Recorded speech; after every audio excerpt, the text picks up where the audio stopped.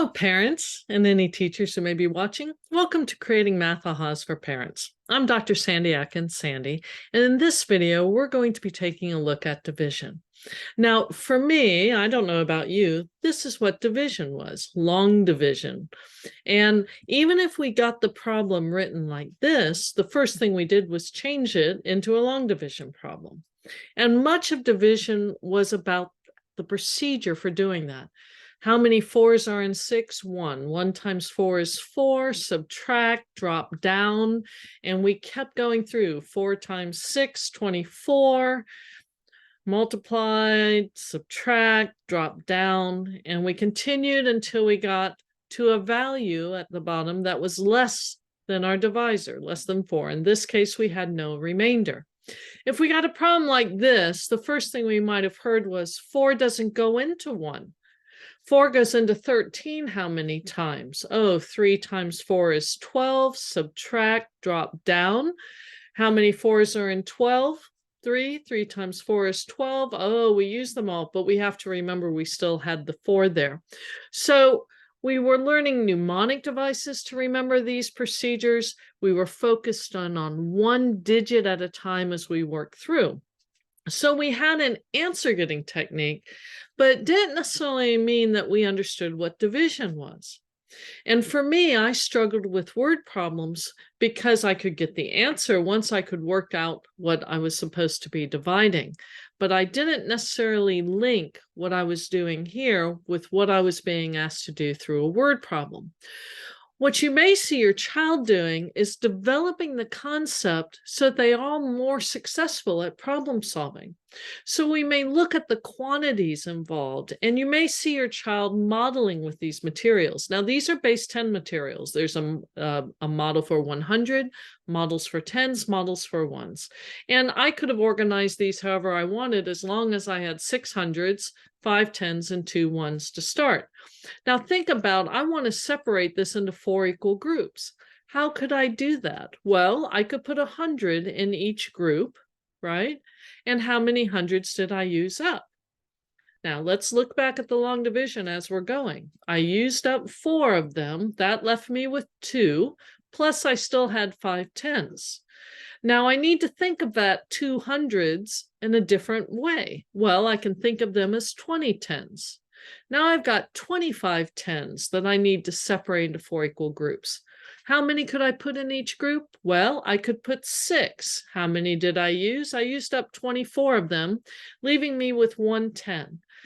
Now I also have the 2 ones, but I need to think of that 110 in a different way, a more useful way, an equivalent way. See, equivalency isn't just for fractions. I can think of it as 12 ones now. I put 3 in each group. I've used up all 12 of them, no remainder. Okay. In this case, see, I have the 1000s cubed there, 3 hundreds, the 2 tens, and the 4 ones. I need to think of that 1000 in an equivalent way. Well, one way to think of it is I can think of the 1000 as 10 hundreds plus the 3 I had, so I have 13 hundreds. How many could I put in each group? 3. How many of them did I use? 12. I subtract. I'm still going to have 100 there with the 2 tens and the 4 ones. Do you picture what's going to happen next? An equivalent way for making that 100?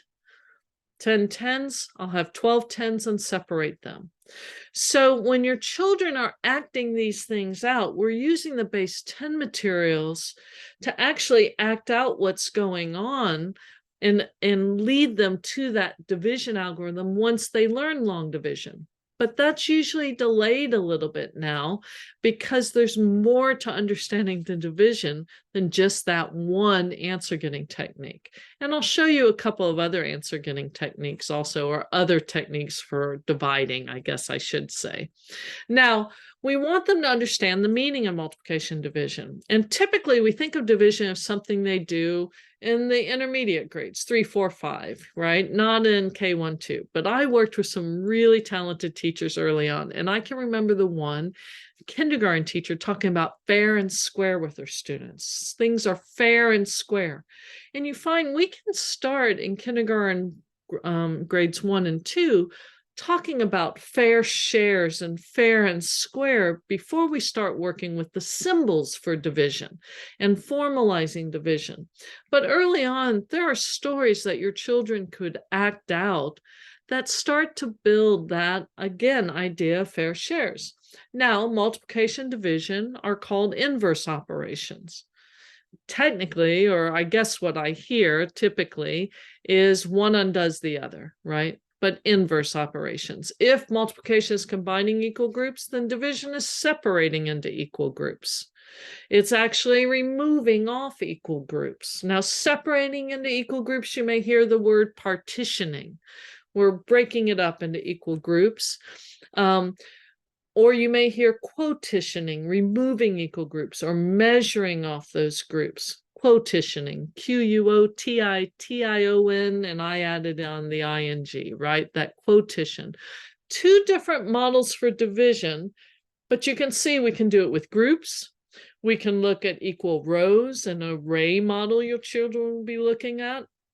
We can look at it with area model, and we use area model to multiply because it's also the model for us for a distributive property.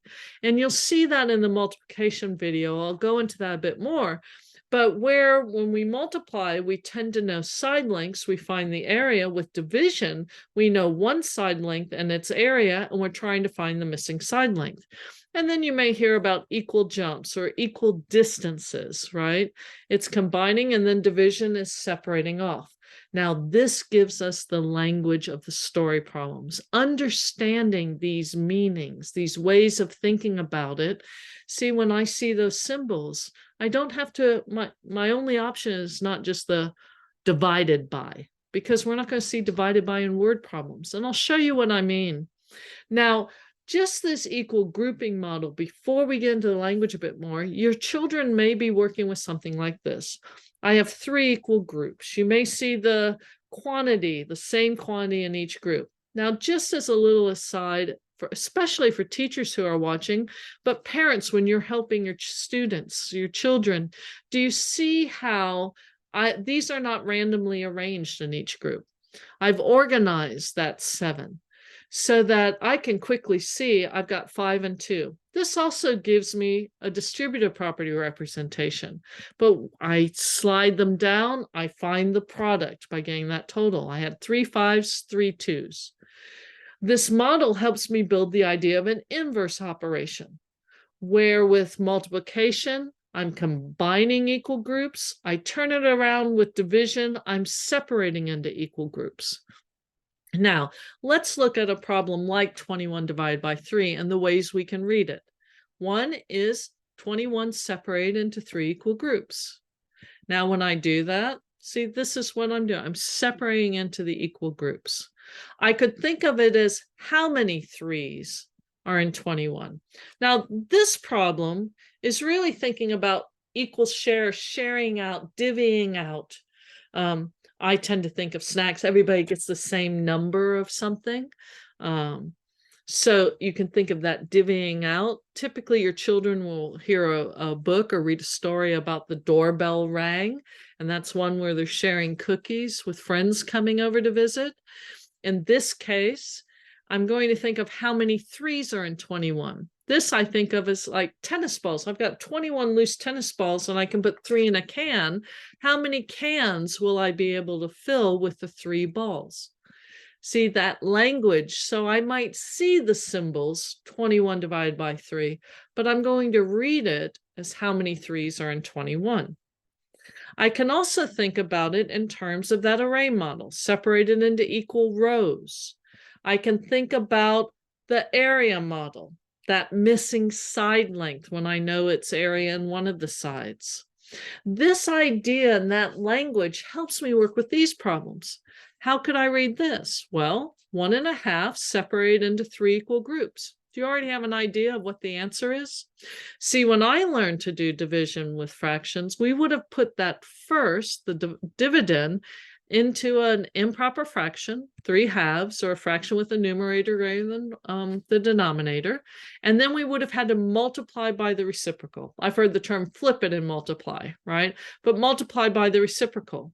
But I'm going to separate it into 3 equal groups. And here's a drawing. This matches fraction kits. Typically, your children will probably work with fraction kits, make fraction kits out of construction paper. It's a really important model to help your children build the imagery for what is going on with those symbols. Now, in this case, I'm going to separate them into 3 equal groups. And do you see how that drawing has a dashed line for the whole? And then you can see a solid line around the half. It's a way we can show that half in relation to the whole is using that dashed line. Now, let's look at a different problem. This one I would read as how many halves are in 1 1/2? Do you already have an idea of what the answer is? See how quick that is. Having that imagery in your mind makes this a mental math problem, not a paper and pencil computation problem. But how many halves are in 1 1/2? This is a measurement off. I could take that 1/2 piece and measure off how many will fit into my 1 1/2. So I've got 1, 2, and 3. How many halves are in 1 1/2? 3. Picture a pizza, a whole pizza and half a pizza. How many half pizzas can I get out of that? 3. Okay, so imagery gives me more accessibility to these problems and turns them into mental problems quite often. Now, let's go back, and I said I'd look at other techniques for dividing. And one technique your child may be asked to do is think of ways to separate 652 into multiples of 4.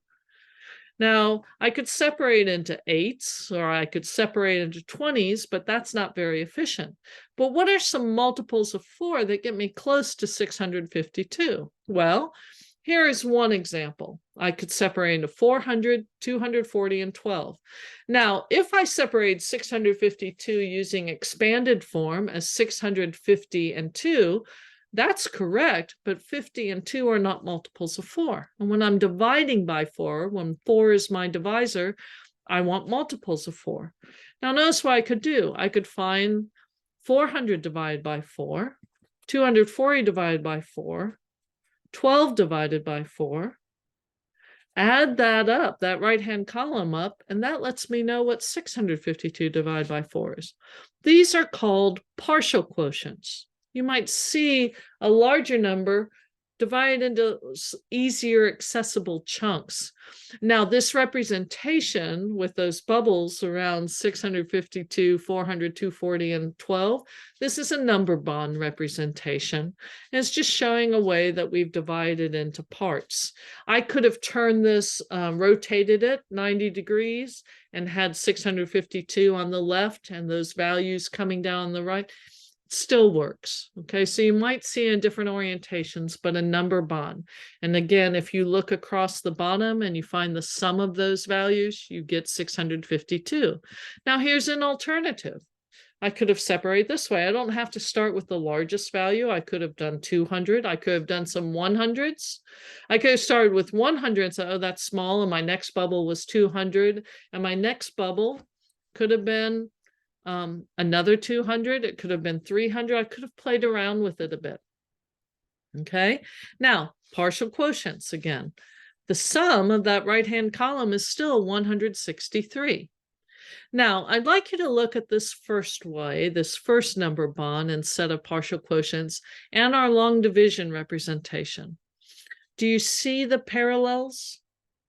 What if I change the long division representation to this? You see, when we were doing that algorithm, we were actually separating 652 into multiples of 4, 400, 240, and 12. Do you see them in the long division procedure? Okay. Now, I could also ask how many 4s are in 652. I kind of thought of it that way when I was doing multiples of 4. Now that multiples of 4 piece, many of us did a lot of skip counting when we were learning multiplication. 4, 8, 12, 16, 20, 24, 28, 32. We were doing that skip counting, and I was doing a lot of this when I was dividing until I found out how many 4s were in 32 before I memorized those facts, right? But when we're doing this, you really want to understand 1 multiple of 4 is 4, 2 multiples of 4 is 8, 3 multiples of 4 is 12.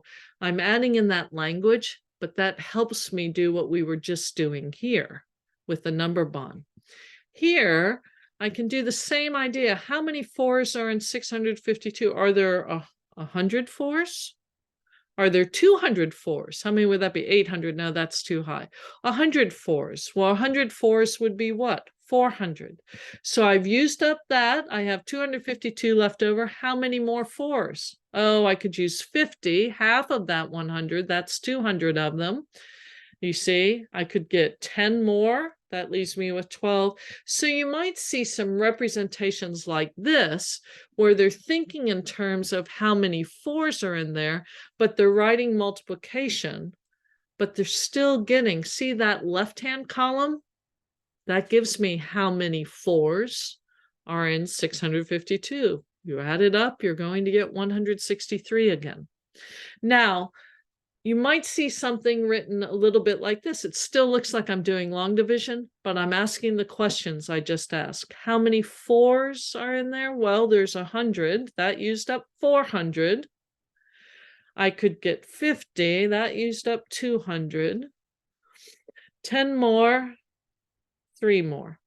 Now, the thing with this is the children can start anywhere. Your child doesn't have to start with 100. They could have started with the 50. They could have started with other numbers and then used those values to get larger estimates until they get comfortable. But it's about being playful with number. And if you add up that column to the right of the line, we get 163 as our quotient. So all of this is really helping your child understanding the meaning of division and building the imagery for division and the language for the story problems.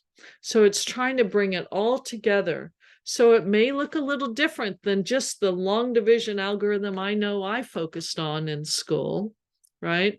But it's helping build all of those things. So I hope the number bond, using that language of how many, makes sense. And if this video was helpful, if it makes sense, I hope that you'll give it a thumbs up, you'll subscribe, click on the notifications bell. There'll be some grade level specific videos that will give you examples that you can look at for your child in the different grade levels. I hope again this video was helpful, and thanks so much for watching.